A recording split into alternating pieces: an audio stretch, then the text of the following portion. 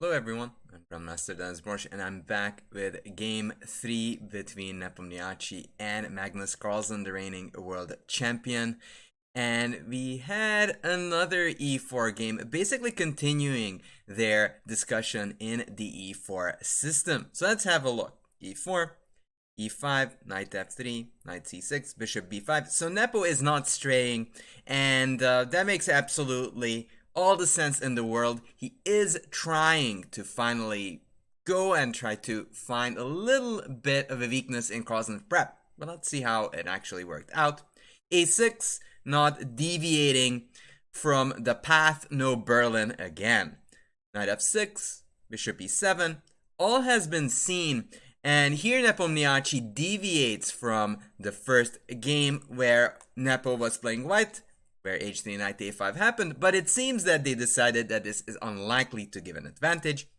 So they went for the tried and tested anti-martial line of a4, trying to press on these pawns. Now, originally, here b4 was the main line, d4 with a slight little pull for white. So Carlsen actually goes for bishop b7, which is another alternative. d3. And Carlsen does not go for d5, which is also an interesting sacrificial line, but goes for the more solid d6. Knight d2, rook e1, knight f1, just going with the classical Ruy Lopez plan, h6, bishop d2, bishop f8, and knight e3. Now, knight e3 is already sort of away from the beaten track. Knight g3 is what you usually see, but knight e3 has an idea in mind. White is preparing to undermine the b5 a6 pawn with c4. And in fact, there were games played between Peter Svidler and Ivanchuk where white even dared go for g4 g5 plans, even though it's quite risky. But it has a point that f7 pawn can become a target real quick. Now, for that very reason, Carlsen evacuates the knight, and you can also see if g4 anytime soon, there is knight g6 and the knight will hop on to f4 square and nothing really bad can happen. c4, just continuing on with the plan, takes, knight takes, and once this knight actually decides to station on this side of the board, Carlsen goes back to control the d4 square and the a5 square simultaneously. Knight c6, rook c1, a5. Some very nice strategic play going on. Black is trying to deny white from actually taking away space and tries to hold and control the d4 and b4 squares. Bishop c3, bishop c8, another very nice, decisively solid move by black, making sure that this b3 bishop is neutralized. d4, trades, bishop e6. And even though white's position feels a little bit more comfortable, that's all that it is, because black is perfectly in time to build a front before white could really go on an assault on the king side. h3.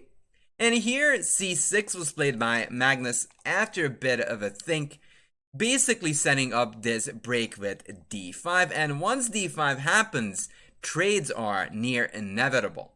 Bishop c2. Nepo is trying to keep pieces on the board, but it's still too late. You really don't have time to move it away. Also, if you go knight d2, that would lead to further trades, which is near equality. So bishop c2, d5, e5, very creative idea, but Carlsen is confident and goes for d takes c4. Now if you'd go knight d7, that runs into this idea of knight d6, and even if you take this pawn in the long run, these snipers are going to put ample pressure on the king, so white has the initiative and maybe even more. But Carlsen didn't feel like testing Nepo today, went for d takes c4, trades, bishop b4, neutralizing white's best piece on c3. And after further trades, the position is near equal. These pieces are a little bit passive, and that actually compensates for the doubled pawns that Carlsen has. King f1, rook b8, king f6, further trades happen. And because of the fact that black has a stronger bishop and also no way through in this position, the players agreed to draw after repetition. So this actually sets up a game 4 where Carlsen is going to play a white, which is actually reminiscent of what happened in a previous game before. Do you get this sense, this eerie sense of déjà vu? It's déjà vu, déjà vu, déjà vu. Well, you should be.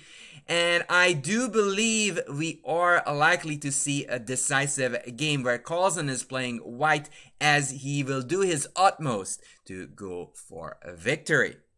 So again, thank you so much for watching this short recap of this game 3. If you have any questions, do let me know. If you enjoyed it, definitely consider to subscribe to this channel, and I hope to see you next time.